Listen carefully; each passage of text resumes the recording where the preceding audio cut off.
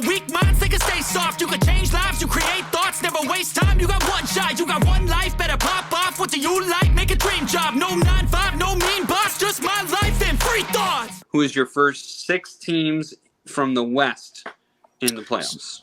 So these are in no particular order. This is not my official ranking of these 1 through 6, but these are the first 6 I have that are, I believe, are going to obviously get into the playoffs. So I've got the Warriors, I have the Mavericks, Nuggets, Timberwolves, Clippers, Grizzlies. I think, honestly, kind of how they are, I really think that this 6 is super solid. And I will say that the West is actually probably a lot more competitive because there's probably 2 or 3 more teams I could have made an argument that could be in 1 through 6. I think the Warriors are probably going to go through the first hurdle, but they're going to, obviously they'll make it. They're the defending champions. I think Dallas is going to be a team that is going to be looking even better than they did last season with adding Christian Wood. The Nuggets getting Jamal Murray back, in my opinion, is absolutely huge. I see that the Nuggets are probably the second biggest threat to the Warriors in defending the championship. Timberwolves, I know that they got Rudy Gobert. I have them as a solid team just because they've kind of got some continuity. I will preference it. I do see them as one of the 6, but I don't see them lasting very long just because I don't know how the 2 big man system is going to work considering that the league is going to a more of a spread offense. So I'm just preferencing that. I think the Clippers, I'm going to preference this. The Clippers are a team to be reckoned with. They're getting Kawhi Leonard back. They're getting Paul George. They signed John Wall, who probably come off the bench. They have Tyronn Lue, who is a championship coach who gets the best out of his players, and that was evident last season when the Clippers basically kind of made a run towards the end, and he had them playing solid basketball. So I think that these, and obviously I have the Grizzlies. I'm sorry. John Morant, along with that young Grizzlies team, they have a tenacious defense. My only thing is I really hope that their shooting stays consistent because if it does, then they are another team that could easily bounce out the Warriors. I think the Warriors have a tougher battle this season than did last season to win the championship just because these teams are healthier. These teams have now reloaded and gotten players back now. Again, Nuggets getting Jamal Murray, Clippers getting Kawhi Leonard back. I think those are huge. So I see that the West is going to be even more parity, in my opinion. And I think the Warriors run the risk of not even getting out of the semifinals, my opinion, if we were to do playoff predictions. But that's what I'm saying now, at least 1 through 6. All right. My 1 through 6, I'm going to go through them kind of quick here is, again, no particular order, of course. I have the Mavericks in, and what more do I need to say? It's Luka, who is the truth, the light, and the NBA. I mean, the Messiah. He's the Messiah. I mean, he really is. Luka is phenomenal, and I don't think he's going to come in 3 years in a row out of shape, and we haven't heard that all preseason long so far. So I think Luka is actually going to be ready to go, but I think it's also going to help that he's going to be able to rely on Christian Wood a lot to make a few shots here.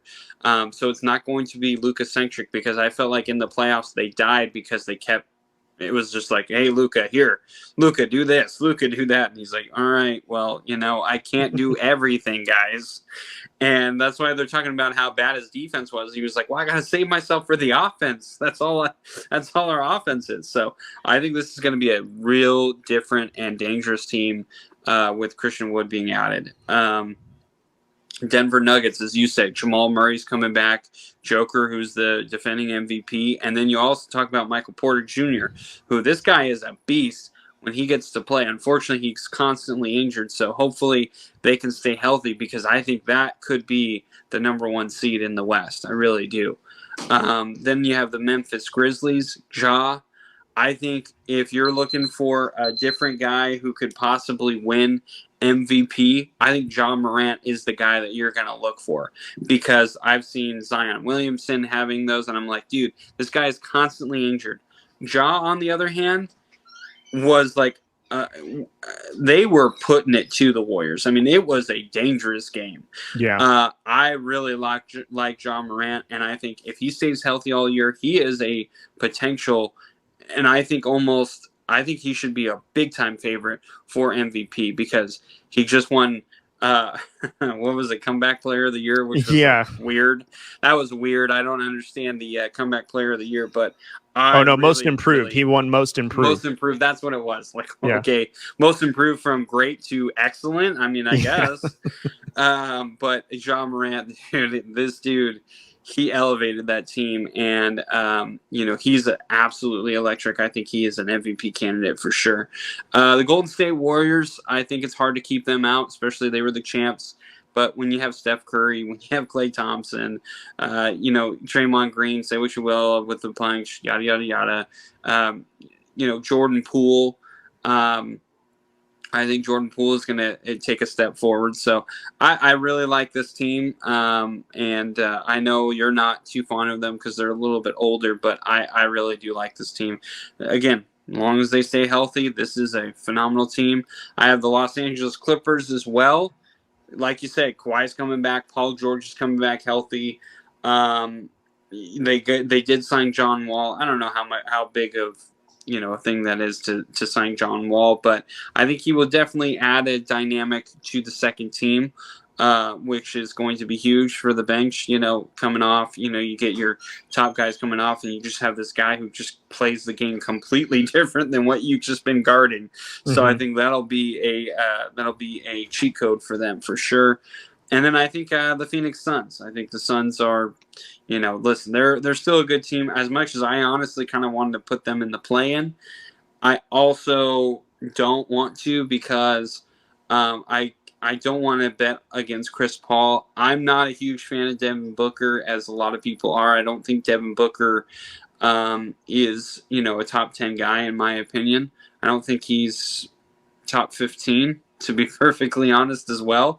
I think he's a really good player, but to me, he's kind of a one-trick pony, and I don't trust guys like that to lead their team. So as long as they have Chris Paul, though, and him, that's a dangerous combination. So the Suns would be rounding that out. Again, it's not in any order. I really don't care about the order, just about the teams getting in.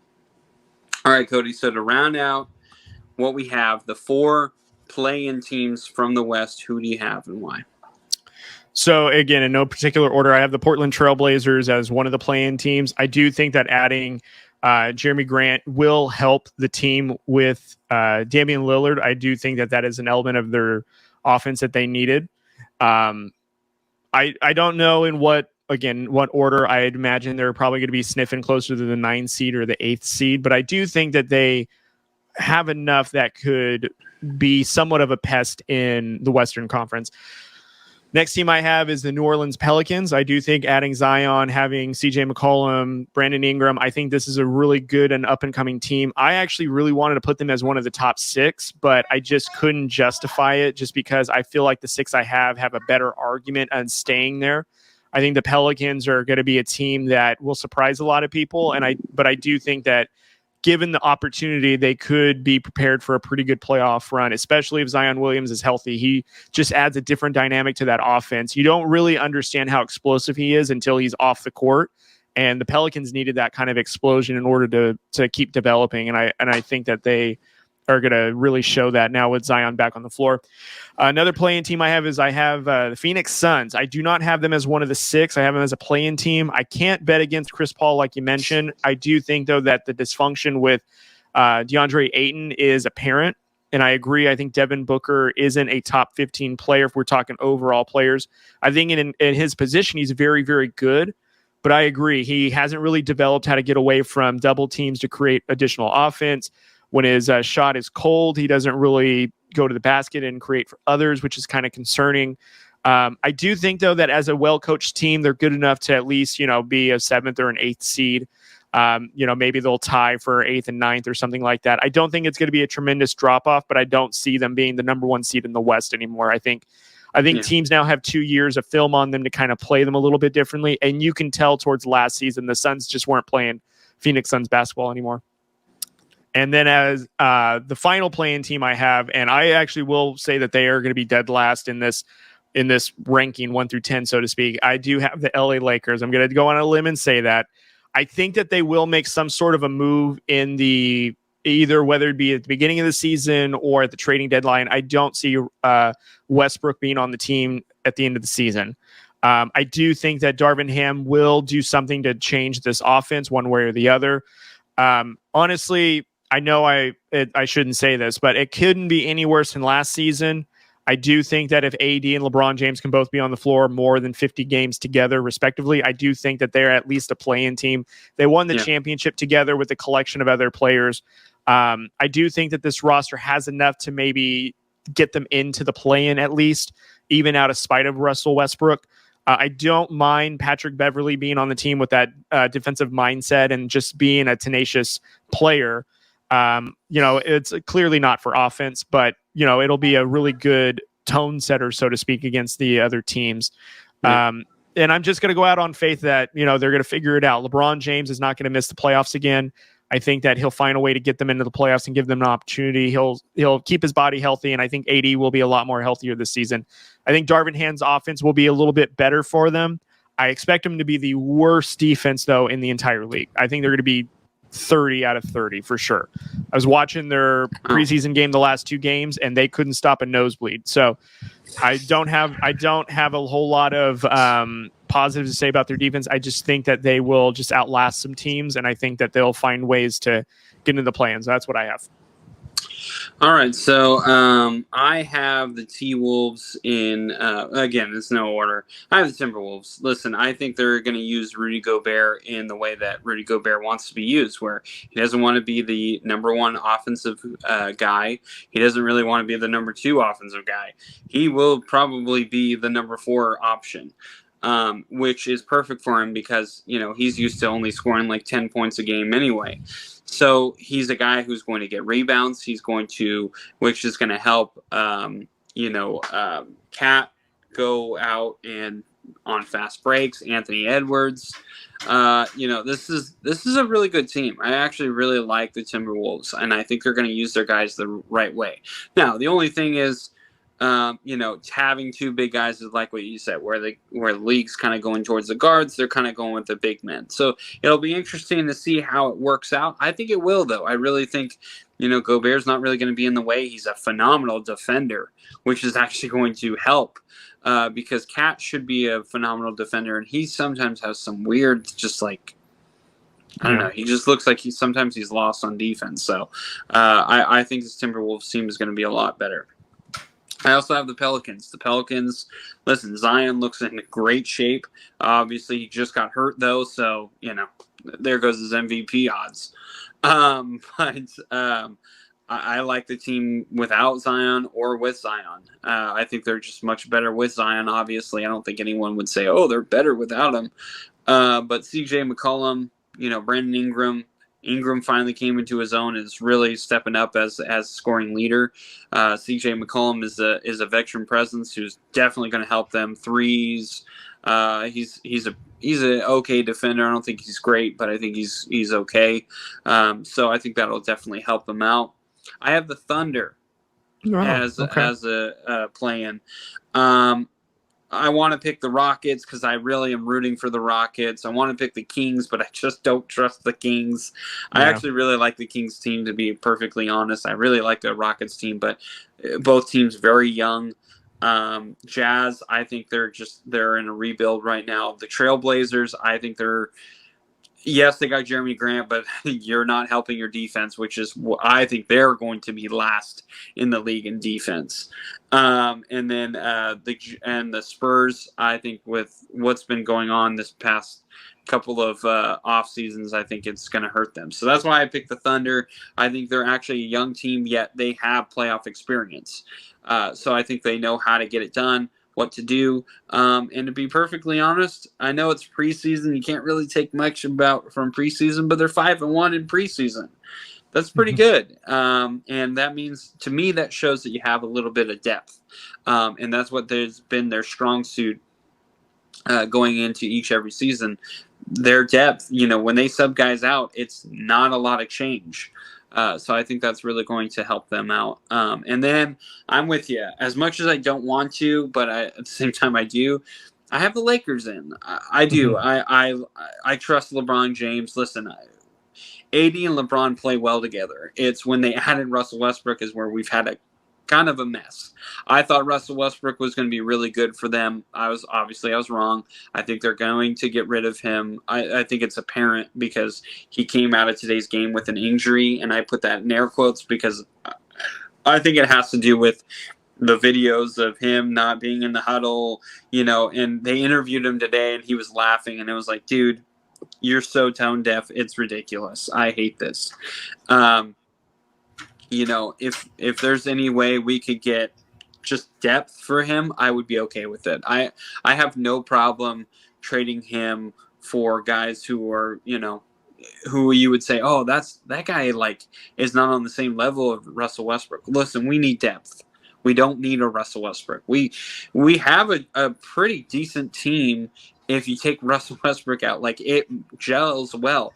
And I actually think this offense is really good with Darvin Ham. I think it is completely night and day from what we had with Frank Vogel, who was a defensive coach, to now Darvin Ham, who is a offensive coach. So I do think in that perspective, it still could possibly work with Westbrook. I'd rather just go away from it. I don't want to get Kyrie Irving. I don't think that's the answer. Like I said, I want more depth. If we could trade it to, get some guys from, the Jazz or the Spurs, I think, or even Trailblazers, if they're starting to, tank a little bit. I think there are trades in the league where you could go after and get, who would be willing to trade, because I think there's a lot to get out there that would help with your depth, and you could go younger, you could get maybe older, whatever you're wanting to do, you can do it. And I think you can do it with Westbrook. I just, I think the Lakers are still like, well, we have Russell Westbrook, we're paying him this much. You got to get over it now. You got to get over it. You're not going to get what you're wanting. It's not going to happen. It's never going to happen now, unless he all of a sudden just turns it on for some strange reason. But I'm not willing to bet on that. So for me, I think if you're the Lakers, go get depth, trade him away, maybe get another big and a guard, and just go from there.